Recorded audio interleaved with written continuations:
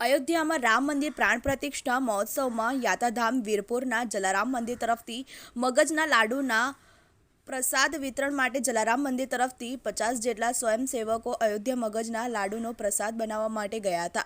સ્વયંસેવકો સાથે જલારામ મંદિરના ગાદીપતિ પૂજ્ય રઘુરામ બાપા પણ અયોધ્યા ગયા હતા। સાથે જ જલારામ મંદિર તરફથી ભગવાન શ્રી રામલલ્લાની 2 સમયનો થાળ પણ આજીવન જલારામ મંદિર તરફથી ધરવામાં આવશે। ત્યારે અયોધ્યા શ્રી રામલલ્લાના પ્રાણ પ્રતિષ્ઠા ગયેલા જલારામ મંદિરના ગાદીપતિ પૂજ્ય રઘુરામ બાપા અયોધ્યાથી રામલલ્લાની પ્રાણ પ્રતિષ્ઠા બાદ પરત યાત્રાધામ વીરપુર આવતા સમગ્ર વીરપુર ગામના લોકો દ્વારા જલારામ મંદિરના ગાદીપતિ રઘુરામ બાપાનો બેન્ડ બાજા સાથે સામૈયા કરીને ભવ્ય સ્વાગત કરવામાં આવ્યું હતું। સાથે જ અયોધ્યામાં શ્રી રામલલ્લાના પ્રાણ પ્રતિષ્ઠાના ઐતિહાસિક ક્ષણમાં સાક્ષી બન્યા અને પૂજ્ય જલારામ બાપા પરિવારને જે અયોધ્યા ખાતે જે પ્રસાદ વિતરણનો જે લાભ મળ્યો તે આનંદ અને ગૌરવની વાત છે અને સમગ્ર અયોધ્યામાં ભગવાન શ્રી રામલલ્લા પ્રાણ પ્રતિષ્ઠા મહોત્સવને લઈને જય શ્રી રામ નાદથી ગુંજી ઉઠ્યો હતો।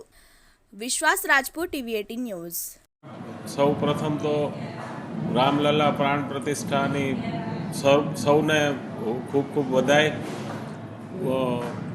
બધી બાજુ ઉત્સાહનો માહોલ છે।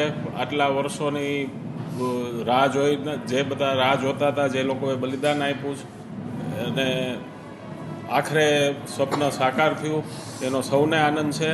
દરેક રસ્તો અયોધ્યા જ જતો હતો આખા દેશમાંથી અને આખો દેશ જાણે અયોધ્યામાં ઉમટ્યો હોય। દરેક રાજ્યમાંથી શ્રદ્ધાળુઓ ભક્તો ત્યાં જ હતા અને ખૂબ જ ભીડ હતી અને બધા ખૂબ ઉત્સાહમાં હતા।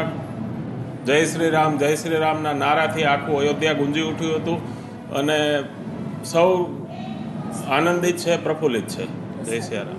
ખૂબ સારી રીતે મગજનો પ્રસાદ જે આપણે અહીંયા ત્યાં જ તૈયાર કર્યો અને જે વેચ્યો એ પણ ખૂબ સારી રીતે વેચાણો અને લગભગ દરેક રાજ્યના શ્રદ્ધાળુઓને કોઈ આ પ્રસાદ પહોંચ્યો છે। તો રઘુરામ બાપાનો જ વિચાર હતો અને માંગણી હતી ને એ ટ્રસ્ટે સ્વીકારી।